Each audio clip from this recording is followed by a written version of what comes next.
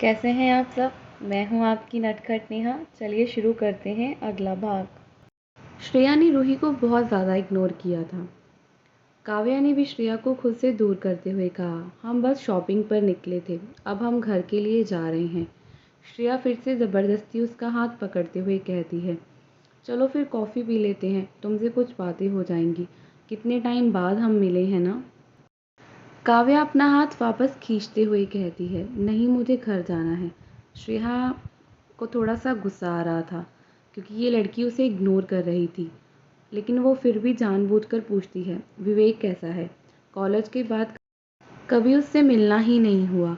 काव्या को बहुत गुस्सा आ रहा था, पर वो क्या करती, क्योंकि हमेशा विवेक भी इस लड़की को इग्नोर करता आया है। श्रेया फिर से काव्या का हाथ पकड़ते हुए कहती है, जब से कॉलेज ख़त्म हुआ उसने मुझे एक कॉल नहीं किया। वो शुरू से मुझे इग्नोर करता आया। मुझे आज भी नहीं पता हमारा ब्रेकअप क्यों हुआ है।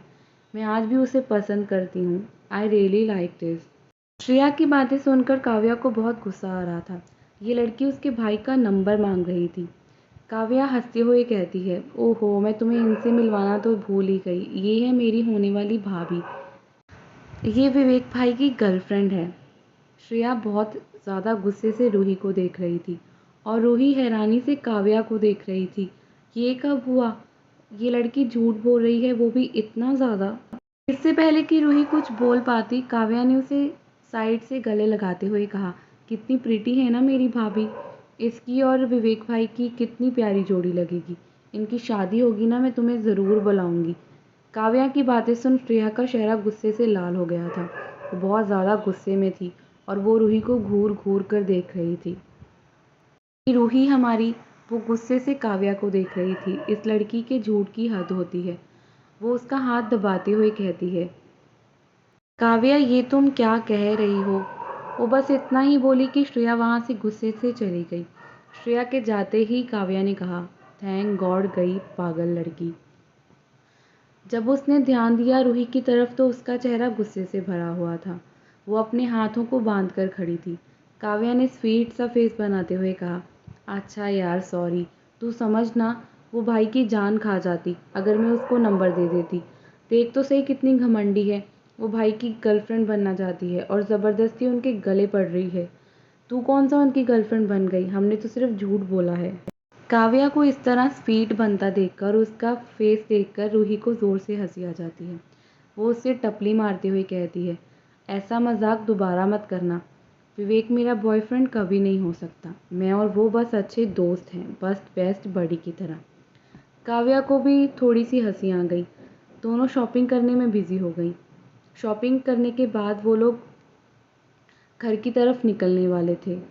इन्होंने भूख लगी थी। वैसे तो विवेक उनके साथ आया था, पर वो अपने काम के लिए निकल गया। इसलिए दोनों ने विवेक को दोबारा से कॉल करके उन्हें पिक करने को कह दिया।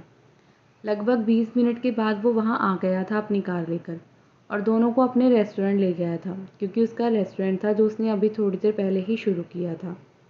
विवेक ने मुस्कुराते हुए पूछा, क्या क्या खाना चाहती हो? रूही तो फटाफट से कह देती है, मुझे भूख लगी है और मैं साउथ इंडियन खाऊंगी। काव्या ने अपना चाइनीज़ कहा था। में वो लोग बातें भी कर रहे थे। श्रेया के साथ जो कुछ भी हुआ वो सब कुछ काव्या ने विवेक को बता दिया। उसकी तो हंस हंस कर हालत ख़राब थी। काव्या भी हंस रही थी, सिवाय रूही के। उसे अजीब लग रहा था क्योंकि इस काव्या ने उसे विवेक की गर्लफ्रेंड बना दिया था, जो कि सही नहीं लग रहा था। दोनों भाई बहन हंस हंस कर लोटपोट हो रहे थे और रूही गुस्से से उन्हें देख रही थी। ये दोनों पागल हैं क्या? क्यों हंस रहे हैं? वो घूरते हुए उन्हें देख रही थी और चुपचाप से अपना चेहरा बनाकर बैठी हुई थी। जब वो लोग रेस्टोरेंट पहुंचे तो वहाँ पर उनके बैठने का इंतज़ाम पहले ही कर दिया गया था और जल्दी से उनका खाना भी लगा दिया गया था, क्योंकि विवेक ने पहले ही कह दिया था। तभी विवेक के फ़ोन पर उसके बेस्ट फ्रेंड का फ़ोन आता है, जिसकी आज एंगेजमेंट पार्टी थी। और विवेक ये बात भूल गया था, उसे याद ही नहीं था। सामने से उसने फ़ोन नहीं उठाया, बल्कि काव्या को गुस्से से घूरने लगा। उसने इसे कहा था याद कराने के लिए, पर काव्या तो अपनी शादी की खुशी में भूल ही गई कि उसके दोस्त की आज एंगेजमेंट है। उस बेचारे ने एक लंबी सी सांस ली और फ़ोन उठा लिया। दूसरी तरफ से एक लड़का गुस्से वाली आवाज़ में कहता है, कहाँ है बे साले तू? तो मेरी सगाई में आज शाम को आएगा कि नहीं? 2 दिन बाद नहीं है, आज 6 बजे है शाम को। तेरा पता नहीं क्या चलता रहता है, टाइम देख ले पहले अपना। जब विवेक ने अपनी घड़ी देखी तो उसका मुंह उतर गया। टाइम तो पहले ही बहुत हो चुका था। उसने जल्दी से बाय बाय करते हुए कहा कि मैं आ जाऊंगा थोड़ी देर में, और जल्दी से फ़ोन काट दिया, क्योंकि वरना उसे सामने वाले इंसान से और गालियां पड़ती, जो कि बिल्कुल सही नहीं था। दोस्तों में तो चलता है ना ये सब, कि तभी उसका दोस्त दोबारा से फ़ोन करके कहता है, पार्टी में एंट्री तभी मिलेगी जब तू अपने साथ किसी पार्टनर को लेकर आएगा। अकेले मत आना, पार्टी में एंट्री नहीं है। ये सुनते ही विवेक ने अपना सिर पीट लिया। अब वो पार्टनर कहाँ से लाए भाई? जब वो लोग घर जा रहे थे तो करण विवेक बस यही सोच रहा था कि वो क्या करे, वो रूही को अपने साथ कैसे ले जा सके, क्योंकि अकेला वो जा नहीं सकता। ये अच्छा मौका है, वो रूही के लिए अपनी भावनाएं उसके सामने एक्सप्रेस कर सकता है। उसके चेहरे पर बड़ी सी मुस्कान भी आ गई, जो काव्या ने नोटिस भी कर ली कि उसका भाई मन ही मन मुस्कुरा पता नहीं क्यों रहा है। विवेक के चेहरे पर इतनी बड़ी मुस्कुराहट देखकर तो काव्या थोड़ी हैरान थी, पर वहाँ रूही थी इसलिए वो कुछ पूछ नहीं पाई। पर उसे अजीब सा महसूस हो रहा था, उसे कुछ गड़बड़ होने का अंदेशा हो रहा था। तीनों जब घर पहुँचे तो काफ़ी थके हुए थे और शाम भी हो चुकी थी। काव्या जो शॉपिंग करके लाई थी वो सारा सामान अपनी माँ को दिखाने में लग गई थी, क्योंकि वो सारा कुछ उसकी माँ और दादी देखकर बताएंगे कि कुछ रह तो नहीं गया ना। मीरा जी लिस्ट में चेक कर रही थी कि कहीं कुछ रह तो नहीं गया। शादी में बहुत कम दिन थे और जल्दी जल्दी सारे काम निपटाने थे। 5-6 दिन में उन्हें ये सब करना होगा, बाद में वक्त नहीं मिलेगा। विवेक जाकर अपने रूम में चला गया। वो सोच रहा था कि वो रूही को मनाए कैसे। इतना आसान नहीं है रूही को मनाना, वो चलेगी ही नहीं, क्योंकि ये पार्टी वगैरह उसे पसंद नहीं। वो बहुत ही सिंपल और साधारण लड़की है, और ये पार्टी शायद लेट नाइट तक चलने वाली थी।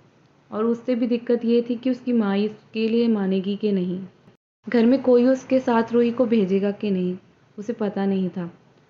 वो थोड़ा सा नर्वस हो रहा था। रूही के सामने अपनी फीलिंग्स को एक्सप्रेस करने के बारे में सोचना ही बहुत घबराहट का काम था। क्या करेगा विवेक?